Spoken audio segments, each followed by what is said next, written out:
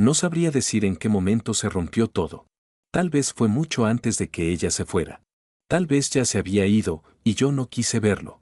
Soy contador, tengo 38 años y desde hace 3 meses intento fingir que mi vida no se ha ido al carajo. Elena, mi esposa, me dejó una nota. Solo eso. Una hoja doblada en dos, encima del mostrador de la cocina, entre la lonchera de Mateo y las cuentas del gas. No puedo más. Lo siento. Sin fecha, sin despedida, sin más explicación. Como si con 7 palabras pudiera borrar años de vida juntos. Mateo, nuestro hijo de 6 años, se pasaba las noches llorando, preguntando una y otra vez: ¿cuándo vuelve mamá? Y yo, no tenía respuestas. Solo me sentaba junto a él, le acariciaba el cabello y mentía. Pronto, campeón. Pronto. Pero no volvía. Y los días se empezaron a mezclar.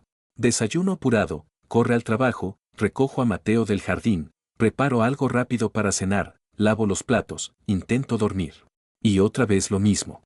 Como un loop sin salida. Hasta que una tarde choqué el auto. Nada grave, un golpe menor. Pero en el hospital me dijeron que tenía una leve conmoción cerebral. Desde entonces, empecé a olvidarme de cosas. Nombres de clientes, fechas de entrega, incluso donde estacionaba el coche. Lo atribuí al estrés. A las noches sin dormir. A la ausencia de Elena que me vaciaba por dentro. Pero una noche, mientras buscaba una curita en el baño para Mateo, encontré el frasco. Un bote de vitaminas con el nombre de Elena en la etiqueta. No era raro, ella solía tomar suplementos. Lo raro fue que las pastillas que estaban dentro no coincidían. Las reconocí al instante, no eran vitaminas. Ni siquiera eran del mismo color o forma que las del envase. Me quedé de pie, con el frasco abierto en la mano, sintiendo un frío que no venía del cuerpo. ¿Qué eran esas pastillas? ¿Por qué estaban ahí? ¿Y por qué siento que, poco a poco, estoy perdiendo la cabeza? Siempre fui meticuloso. Preciso. Los números me daban paz. En el caos del mundo, al menos las cifras tenían sentido. Pero últimamente, ya no. Llevo semanas equivocándome con cosas básicas.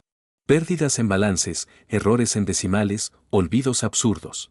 La gota fue cuando mandé mal la declaración de impuestos de un cliente grande. Muy grande.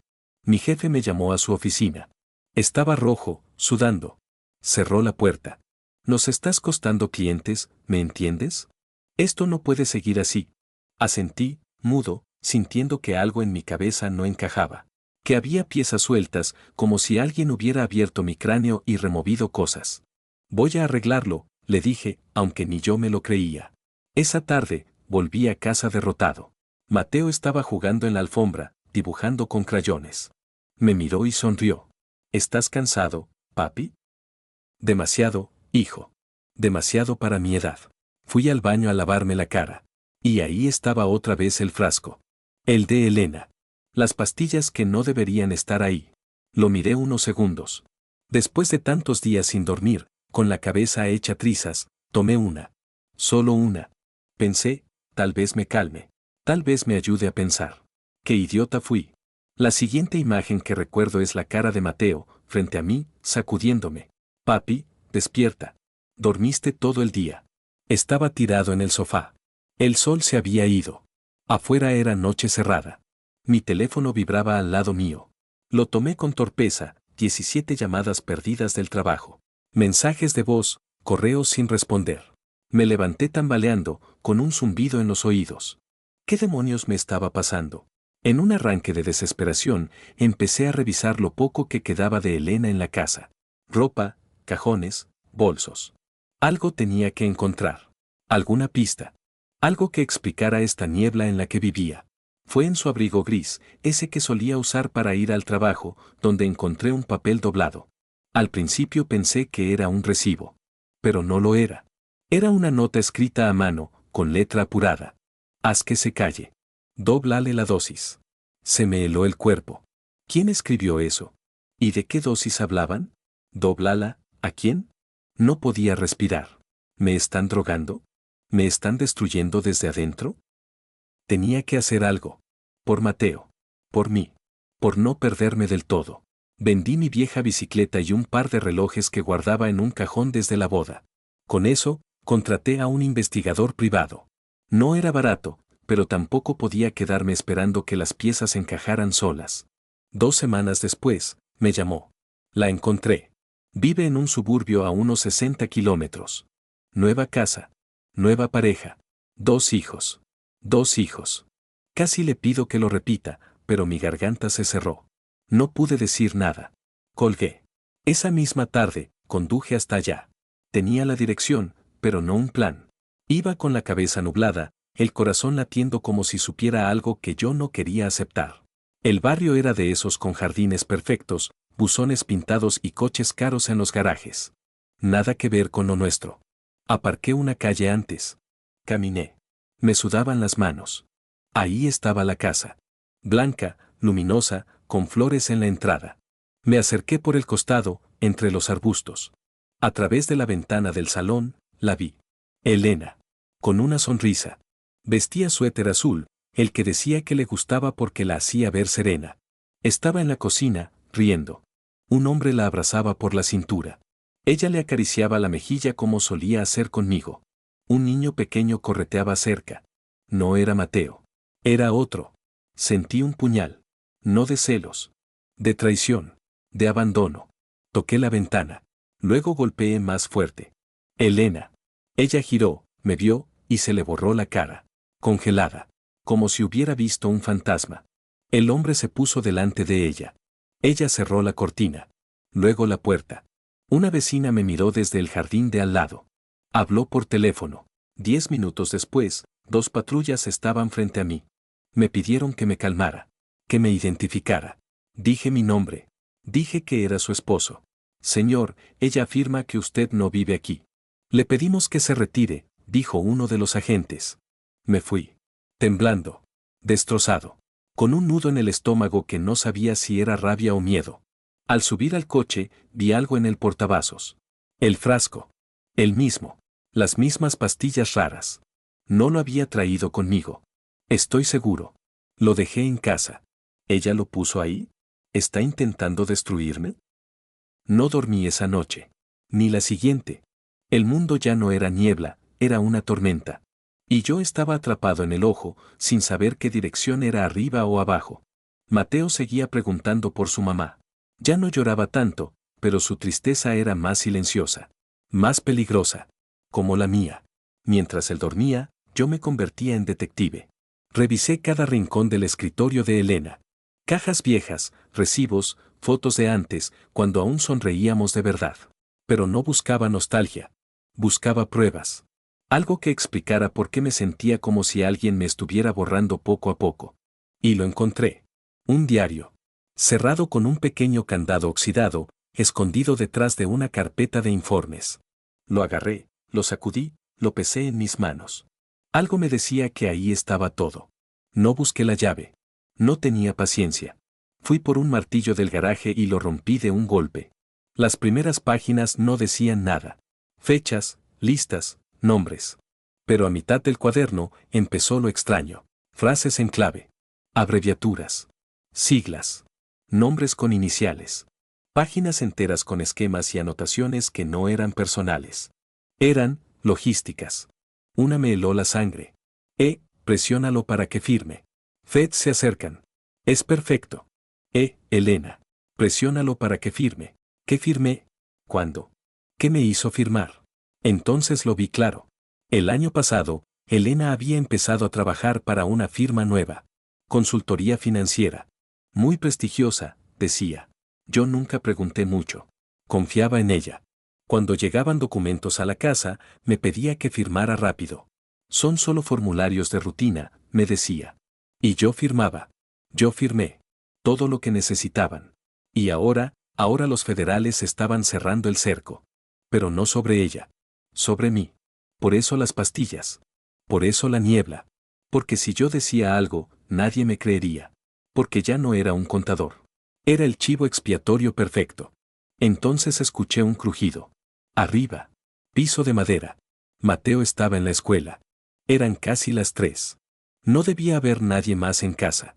Sentí como la adrenalina me subía por la espalda. Fui a la cocina, abrí el cajón y agarré un cuchillo de sierra. La mano me temblaba. Subí los escalones conteniendo la respiración. como si cualquier ruido pudiera despertar a algo que aún no entendía. Otro paso. Otro crujido. Alguien estaba ahí. No era imaginación. No era paranoia. Era real. Empujé la puerta de la habitación de Mateo con el corazón golpeando contra mis costillas. Tenía el cuchillo firme, pero las manos empapadas. Nada. Vacío. Pero la ventana estaba abierta. Las cortinas se movían con el viento. El aire entraba frío, cortante, ajeno. No recordaba haberla dejado así. Me acerqué despacio. Miré hacia afuera, pero no vi a nadie. Busqué bajo la cama. En el armario. En cada rincón donde un cuerpo pudiera esconderse. Nada. Y entonces, lo vi. Un teléfono. En el suelo. No era mío. No era de Mateo. No era de Elena. Al menos no uno que yo hubiera visto antes. Me agaché y lo tomé con cuidado, como si pudiera explotar con solo tocarlo. Vibró en mi mano. Una notificación en la pantalla bloqueada. Un mensaje nuevo. Está haciendo demasiadas preguntas. Acábalo. Tuve que sentarme. Sentí que el piso se movía. Leí la frase 1, 2, 3 veces. No cambiaba. No desaparecía. Acábalo. ¿A mí?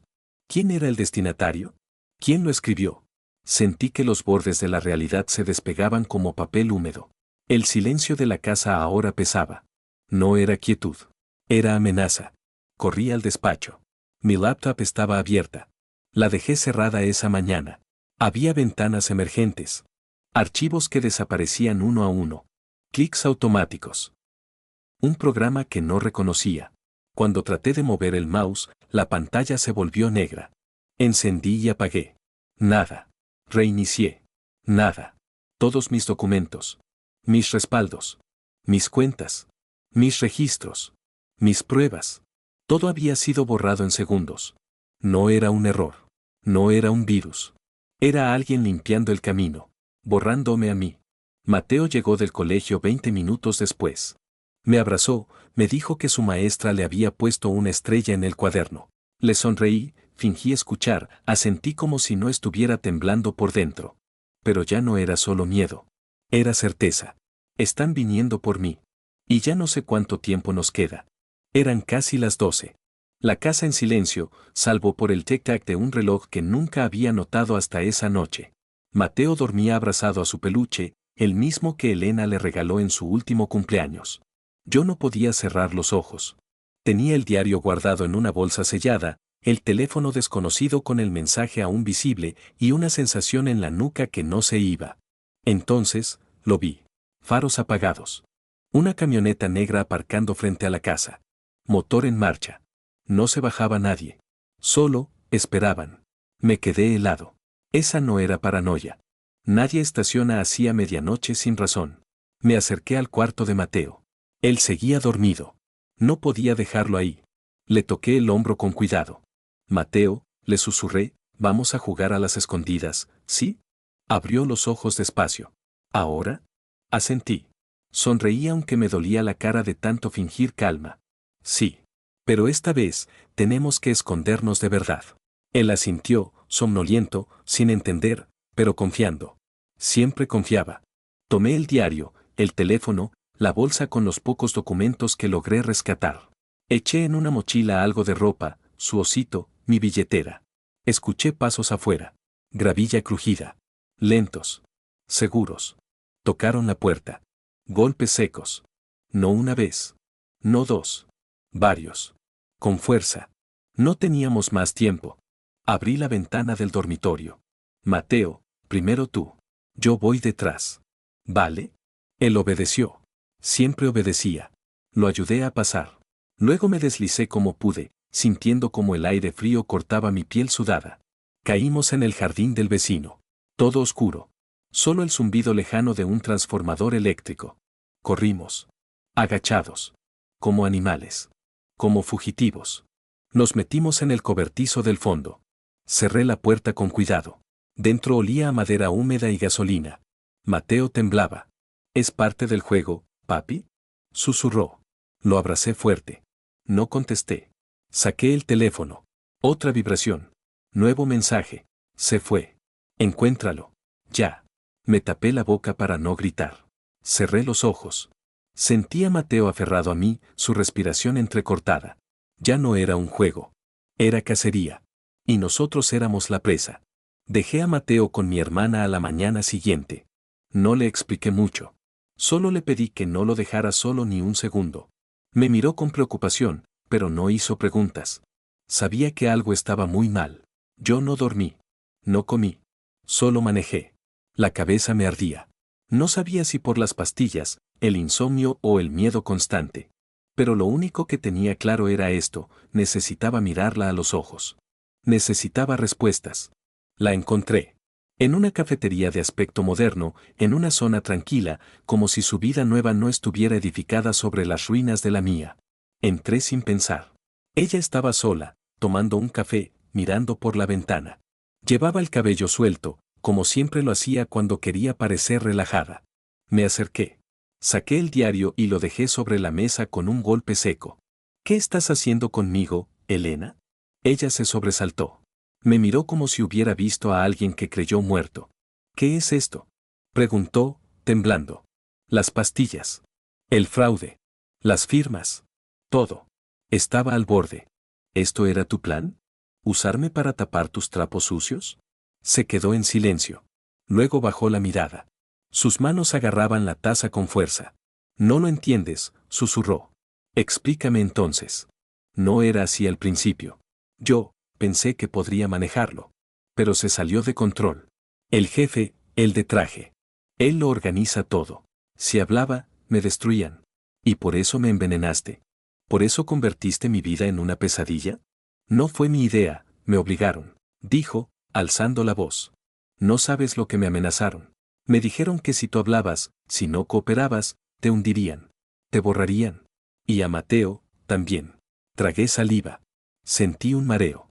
Quise odiarla, pero había algo en su voz: miedo real. Culpa. Dolor. Entonces lo vi. Un hombre en la esquina del local. Traje gris. Mirada firme. Observándonos. Cuando nuestros ojos se cruzaron, se levantó de golpe y salió por la puerta trasera. ¿Quién es ese?, pregunté, pero ya lo sabía. Es uno de ellos. No debiste venir aquí, dijo ella, agarrándome del brazo. Nos están vigilando. Si dices algo, nos matan a todos. Me solté de su mano. Todo dentro de mí era fuego y confusión. Afuera, un patrullero frenó frente a la acera.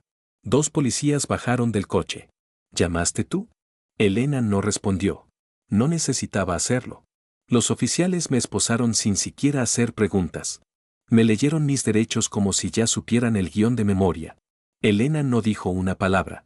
Solo se quedó ahí, con la cara desencajada, como si se estuviera rompiendo por dentro. Estoy siendo drogado, grité mientras me empujaban al coche. No soy culpable. Tengo pruebas. Nadie escuchó. O no querían escuchar. En la comisaría, me acusaron de fraude. Tenían mi firma en documentos vinculados a cuentas falsas, movimientos sospechosos, transferencias internacionales. Todo con mi nombre. Todo tan perfectamente armado que hasta yo empezaba a dudar de mí mismo. Pasé la noche en una celda gris, oliendo a humedad y desesperación. No sabía si el zumbido en mi cabeza era de las pastillas, de la rabia o del miedo a no volver a ver a Mateo. Al día siguiente, mi hermana llegó con un abogado. Un hombre bajo, canoso, con expresión de pocos amigos pero mirada atenta. Me escuchó sin interrumpirme. Luego pidió acceso a mis análisis médicos. Había logrado que un laboratorio privado analizara el contenido de las pastillas que yo guardaba en la mochila. La llamada llegó esa tarde. Sedantes. Altamente dosificados.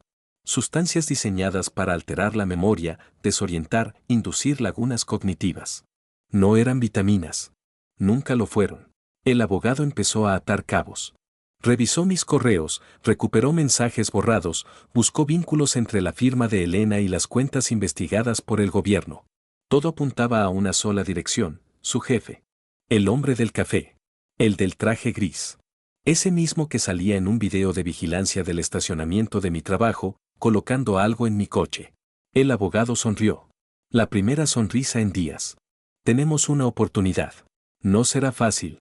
Pero vamos a demostrar que usted es la víctima. Esa noche, dormí por primera vez en semanas. En una celda, sí. Pero con algo parecido a la esperanza. Mateo me visitó al día siguiente. Corrió hacia mí con los ojos llenos de lágrimas y los brazos abiertos. ¿Te vas a quedar mucho tiempo, papi? Me arrodillé, lo abracé tan fuerte como pude. No, hijo. Te lo prometo. Voy a volver contigo. Y nadie más nos va a separar. Porque ahora tenía algo que ellos no esperaban. La verdad. Y las pruebas para demostrarla. Día de juicio. Me senté frente al estrado con las palmas sudadas, la garganta seca y el corazón golpeando como un tambor de guerra. Afuera era primavera, pero dentro del juzgado, todo olía a invierno, frío, tenso, implacable. Mi abogado hablaba, proyectaba confianza. Yo solo trataba de recordar mi nombre, mis fechas, mi historia, como si pudiera perderlo todo con una palabra mal dicha. Subí al estrado. Delante de mí, el jurado. Ojos neutros. Algunos cansados. Uno bostezó. La fiscalía me miraba como si ya supieran el veredicto. Pero entonces mi abogado presentó las pruebas. Primero, el diario de Elena. Páginas y páginas de anotaciones en clave, de planes ocultos, de presión y manipulación. Luego, los resultados del laboratorio, sedantes, no vitaminas. Fármacos diseñados para apagarme, para convertirme en un títere. Y por último, los mensajes del teléfono. Acábalo. Encuéntralo ya. Cada palabra era un clavo más en el ataúd de su caso. Entonces Elena subió al estrado. Temblaba. Pálida. Cabello recogido. Parecía una sombra de sí misma. Habló con voz entrecortada. Sí, me amenazaron. Me dijeron que si no lo convencía de firmar, si no lo controlaba, se iban a encargar de él, de Mateo, de mí. Yo no quería esto. La fiscalía intentó girarlo todo. ¿Firmó o no firmó, señor? Sí. Firmé. Pero estaba bajo sedación. No sabía lo que hacía. ¿Y puede demostrar que no sabía? ¿Acaso puede demostrar que sí? El aire se volvió denso. Mi abogado pidió mostrar el video. Una cámara de seguridad. Fecha y hora. El hombre del traje gris, el jefe de Elena, abriendo mi coche y dejando algo en el portavasos. Una botella de pastillas. El murmullo en la sala fue inmediato. Un par de miembros del jurado intercambiaron miradas. Otros bajaron la vista. Yo me aferré al borde del estrado. No confiaba en mi cuerpo. Solo en los hechos. En los documentos. En lo poco que me quedaba. Todo lo que quieren de mí, dije al final, con la voz quebrada, es que desaparezca. Pero yo no voy a desaparecer. No mientras Mateo me espere en casa. Silencio. Respiraciones contenidas. Luego, el juez dio la orden. El jurado se retira a deliberar. No sabía cuánto tiempo pasó. Podían haber sido 10 minutos o 10 años. Y entonces volvieron. Elena bajó la cabeza. Yo apreté los puños. El veredicto estaba por llegar. El jurado entró en la sala en fila, sin mirar a nadie. Mi corazón ya no latía, golpeaba. Mateo estaba con mi hermana en casa. Yo no quería que escuchara esto por televisión. Si iba a volver a su vida, tenía que hacerlo limpio. Fuerte. El juez pidió silencio. ¿Han llegado a un veredicto? El portavoz del jurado asintió. Sí, su señoría. Tragué saliva. En el caso del Estado contra Ignacio López, mi nombre completo sonó como una sentencia en sí misma, se declara, no culpable. No escuché lo que siguió. Solo ruido blanco. Mi abogado me tocó el hombro, pero yo tenía los ojos clavados en el suelo, tratando de entender que, por primera vez en meses, alguien me creía. El veredicto siguió. El jefe de Elena fue declarado culpable de fraude financiero, conspiración, manipulación de evidencia y tentativa de homicidio. 15 años de prisión. Sin derecho a fianza. Elena aceptó un acuerdo. Cooperó. Probation. Trabajo comunitario. Sin cárcel. Salí caminando. Sin esposas. Sin escoltas. Solo. Mateo me esperaba en los brazos de mi hermana, afuera del tribunal. Corrió hacia mí, se colgó de mi cuello. ¿Ya terminó todo, papi? Lo abracé con fuerza. Sí, campeón. Ya terminó. Mentí. Volvimos a casa esa noche. La misma casa. Las mismas paredes. Pero todo era diferente. Más frágil. Más silencioso. Dejé a Mateo dormido en su cama. Apagué la luz. Bajé a la cocina. Quería tomar un vaso de agua. Tal vez abrir una botella. Algo que calmara lo que aún no se iba del pecho. Y ahí lo vi. Un papel. Doblado. Sin firma. Sobre la mesa. Lo abrí. Ganaste esta vez. Pero no te relajes. Te estamos mirando. Sentí el hielo recorrerme la espalda. No había nombre. No había amenazas explícitas. Solo, la promesa de que esto no había terminado del todo. Cerré las ventanas. Revisé la puerta. Aseguré cada cerradura. Luego volví al cuarto de Mateo. Me acosté a su lado. Lo abracé. Sentí su respiración tranquila. Su corazón inocente. No dormí esa noche. Ni las siguientes. Porque el infierno no siempre termina con una sentencia. A veces, solo cambia de rostro.